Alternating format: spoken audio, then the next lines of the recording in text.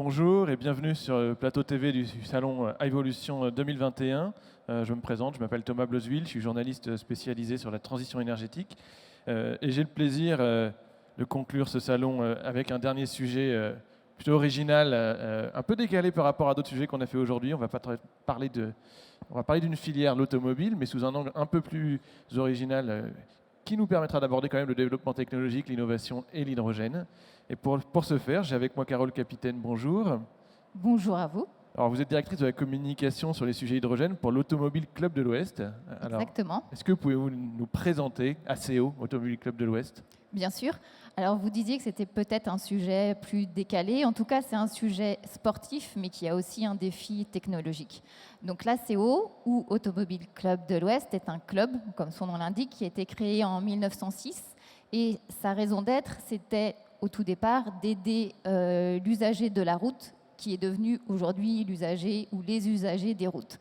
L'idée de ce club, c'était d'aider les gens d'aller à un point A à un point B en toute liberté et d'assurer leur sécurité. Aujourd'hui, cette raison d'être existe toujours et on connaît beaucoup plus aussi de l'Automobile Club de l'Ouest par sa course mythique des 24 heures du Mans, organisée depuis 1923. Cette course, elle permet à des constructeurs, à des équipes de jauger justement leurs défis technologiques ou leurs recherches technologiques. Et en fait, pour nous, c'est une course, c'est un événement pour passionnés, mais c'est aussi un formidable laboratoire technologique à ciel ouvert. Alors voilà, les 24 heures du Mans qui sont beaucoup connus, c'est pour ça que je parlais d'un sujet un peu décalé, mais effectivement derrière, ce qu'on connaît peut-être un peu moins, c'est tout ce volet innovation technologique. Alors est-ce que vous pouvez nous dire un peu en deux mots, justement, quel est le rapport alors, entre un club automobile, ou entre les 24 heures du Mans, et la transition énergétique? Alors le rapport, il est forcément direct et sans être démagogique et en étant complètement pragmatique, nous, on est passionnés par l'automobile. Or, pour être passionné par l'automobile et pour que cette automobile ait un futur, il faut bien accompagner ce qu'elle devient, ce qu'on a fait depuis toujours. Aujourd'hui, il s'avère que l'automobile, elle doit se réinventer. C'est une révolution qu'on est en train de vivre aujourd'hui. Et il n'y a pas d'automobile sans transition énergétique. On voit bien que les énergies pour se déplacer qu'on utilisait jusqu'à présent compromettent l'avenir de la planète ou vont disparaître. Donc il faut bien qu'on, si ce n'est même pas accompagner, mais être pionnier et acteur de cette transition énergétique. Donc l'ACO, avec sa course, travaille avec les constructeurs pour justement mettre en place cette transition énergétique qui est nécessaire, indispensable pour qu'on continue d'être passionné, d'exister. Et la passion n'empêche pas responsabilité et un côté raisonnable aussi. Alors dans ce contexte, pourquoi l'hydrogène? Alors l'hydrogène, parce que comme je vous expliquais tout à l'heure, nous, notre course phare, c'est les 24 heures. Ce sont les 24 heures. Les 24 heures, c'est de l'endurance. Donc il nous faut un véhicule de forte puissance qui a une autonomie assez importante et qui va évoluer pendant 24 heures dans des conditions extrêmes et quelles que soient les conditions météo, qui va s'arrêter à son stand ou à son garage pour ceux qui ne pratiquent pas le vocabulaire sportif, pour ravitailler. Il faut un ravitaillement rapide. L'hydrogène nous offre tout ça. Elle nous offre une forte autonomie, ou une autonomie en tout cas suffisante, un ravitaillement rapide et des voitures avec un potentiel vraiment important. Donc voilà l'hydrogène et cette déclinaison que l'on met au service de la technologie et au plus tard du public.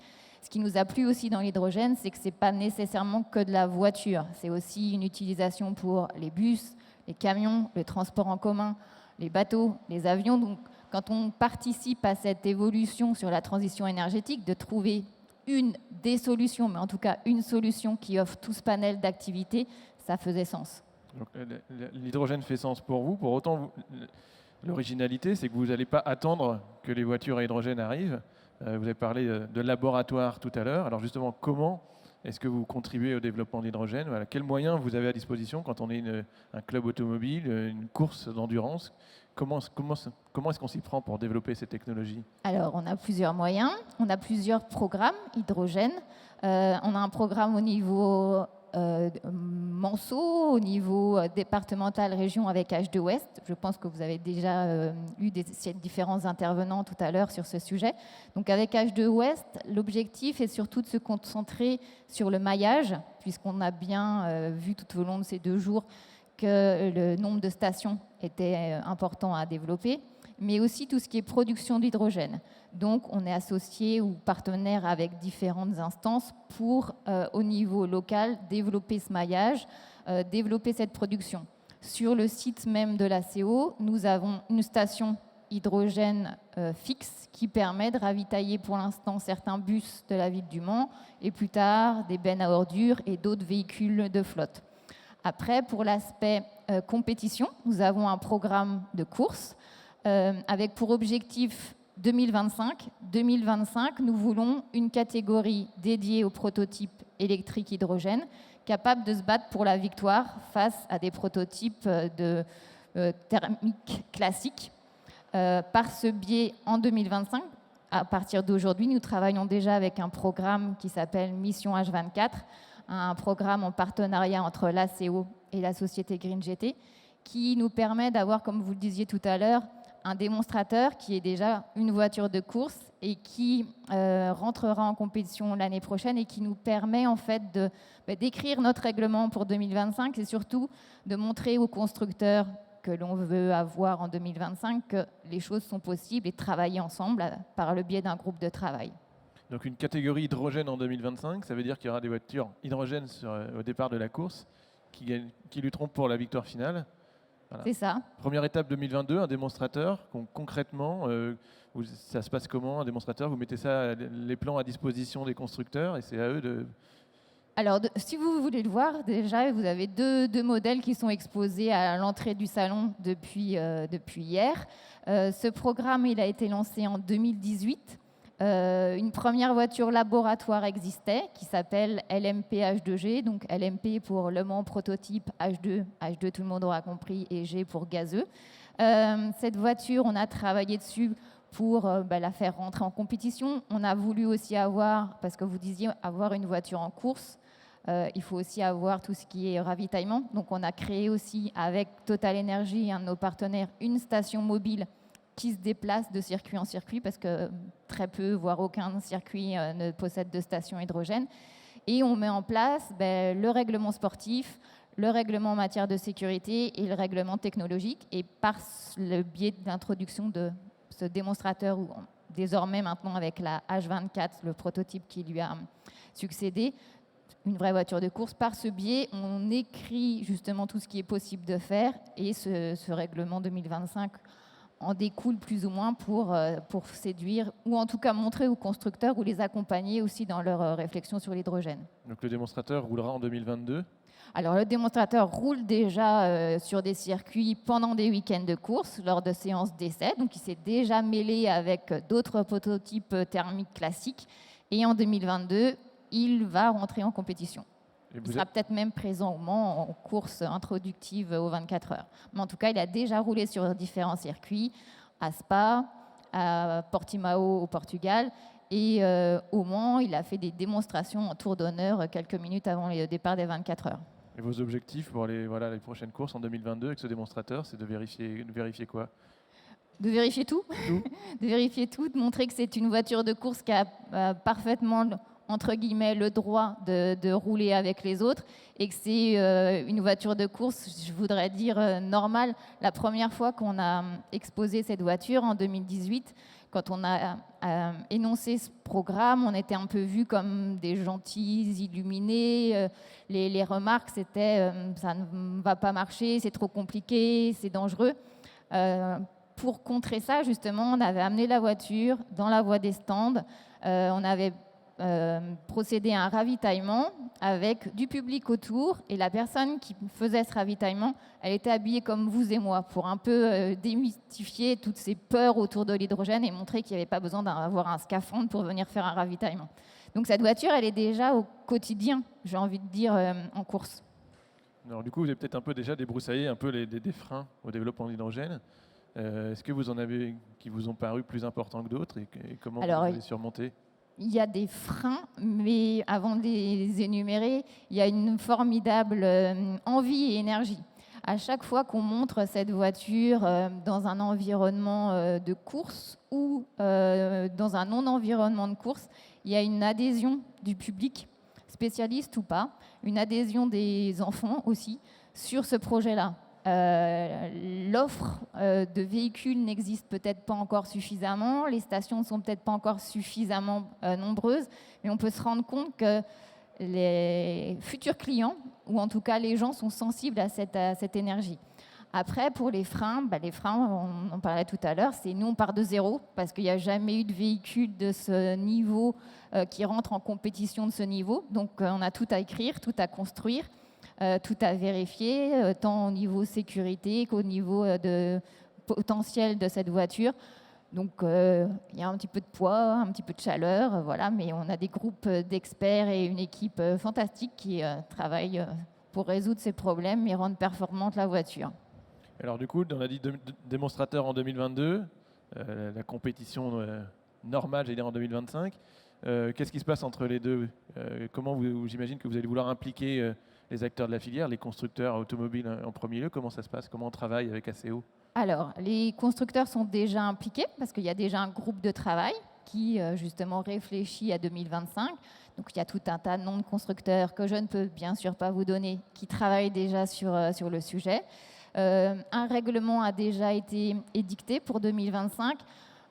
Pour vous résumer, on leur demande en fait de travailler sur la pile à combustible, c'est-à-dire qu'on met en compétition les différents constructeurs sur la pile à combustible pour développer cet élément et le rendre, on va dire, un peu plus accessible financièrement, ce qui a toujours un peu permis la compétition, c'est-à-dire de développer des technologies qui paraissent encore compliquées ou peu accessibles financièrement, et finalement, avec la compétition, on arrive à tirer des choses plus pratiques et moins chères. Donc pour 2025, le but est de les faire rechercher et travailler sur la pile à combustible. Après 2022, notre démonstrateur, comme vous disiez, il va passer d'étape en étape parce que les premières courses auxquelles il va participer, c'est un échelon européen. Ce sera des courses de 2 heures. Donc on est encore loin de 24 heures. Donc petit à petit, il va monter au niveau européen, faire des courses de 4 heures, 6 heures et arriver en championnat du monde, puis après pouvoir évoluer, avoir des références pour tenir 24 heures. Alors il y a toujours une question que je pose, c'est sur l'approvisionnement en hydrogène. Est-ce que vous avez des exigences, des attentes en particulier sur le type d'hydrogène qui alimentera tout ça? Et si oui, comment vous y prenez? Parce que ce n'est pas votre métier. Ce n'est pas notre métier, mais comme je vous disais, pour travailler sur un tel projet, on réunit, on rassemble justement différents experts, différents corps de métier, différentes technologies. On définit ce qu'on attend ou ce qu'on voudrait voir dans la voiture, mais c'est pareil, c'est un travail en commun de développement. Donc pour l'instant, sur le ravitaillement, donc Total Energy nous a construit cette station mobile qui nous accompagne. Nous, on est sur l'hydrogène gazeux à 700 bars. Et bien sûr, dans l'idéal et dans le futur, on veut un hydrogène vert, comme le sujet a été évoqué tout à l'heure. On ne se prétend pas plus vert que vert. On avance petit à petit. On n'est pas en train de vous dire on a la solution pour être 100% vert à J+1. On recherche, on est acteur, on participe. Voilà. Alors on a parlé de 2025, mais vous l'avez dit aussi, c'est déjà une réalité. Je crois que vous avez amené quelques photos à nous montrer pour qu'on voit à quoi ça ressemble. Oui, je vous ai amené quelques photos et surtout, je voulais vous montrer ce qui peut paraître un gadget. Voilà, c'est ce que rejette la voiture. C'est ce qu'on met en bouteille, c'est de l'eau de voiture, c'est ce qui sort aux échappements de la voiture et plus les émissions de CO2 comme dans le passé. Donc pour vous résumer, avec les photos, donc un petit récapitulatif sur ce que c'est que l'ACO et le plan donc hydrogène zéro émission. La fameuse station fixe qui est installée à l'aérodrome en face du site du circuit. Donc on avait bien pris le parti de montrer que c'était un vecteur d'énergie qui pouvait s'adresser à plusieurs usages. Là, c'est pour vous montrer ce que représentent justement les 24 heures. Et quand on gagne avec une technologie aux 24 heures, l'impact, il est forcément énorme quand vous voyez le public et aussi les retransmissions télévisées. Donc pour convaincre du potentiel de l'hydrogène, une victoire aux 24 heures du Mans, c'est pas négligeable. Donc voilà, notre démonstrateur, comme vous dites, la H24 en piste avec d'autres voitures. Donc là, c'est une voiture de course qui roule à l'hydrogène, ce qu'on voit. Voilà. Et là, elle est justement à la station en train de ravitailler. Un autre exemple de ce que l'on pratique aussi à l'ACO, donc pendant les 24 heures, on a utilisé 2 groupes électrogènes hydrogène qui ont produit de mémoire 305 kW pendant les 24 heures. Et là, pour finir, c'était un petit clin d'œil, c'est la voiture. L'ancienne voiture avait été exposée à la Commission européenne où on avait été conviés justement pour présenter notre programme à une réunion qui conviait différents intervenants et acteurs de l'hydrogène. Et quand on leur a expliqué en fait ce qu'on faisait, on était pris un peu comme le petit village gaulois, mais en fait sartois, et parce que on combinait en fait avec ce projet toutes les questions qu'on peut avoir, que l'écosystème hydrogène peut présenter. Et on essayait d'apporter des réponses. Alors que très souvent, ils sont sollicités sur un thème bien particulier. Nous, on arrivait avec tous les problèmes sur la table avec cette voiture et en même temps des recherches de solutions. En tout cas, il ne reste plus qu'à donner rendez-vous du coup en 2022 pour voir le démonstrateur et surtout voir en quelle année après, en 2025 ou 2026, l'hydrogène va gagner les 24 heures du Mans. Voilà, et même dès aujourd'hui, avant de partir, aller voir la voiture, les voitures qui sont exposées à l'entrée pour avoir toutes les informations techniques de la part de l'équipe H24 Racing. Voilà. Écoutez, merci beaucoup d'être venu nous présenter Merci à vous. cette voiture à hydrogène pour la course. Merci. Merci.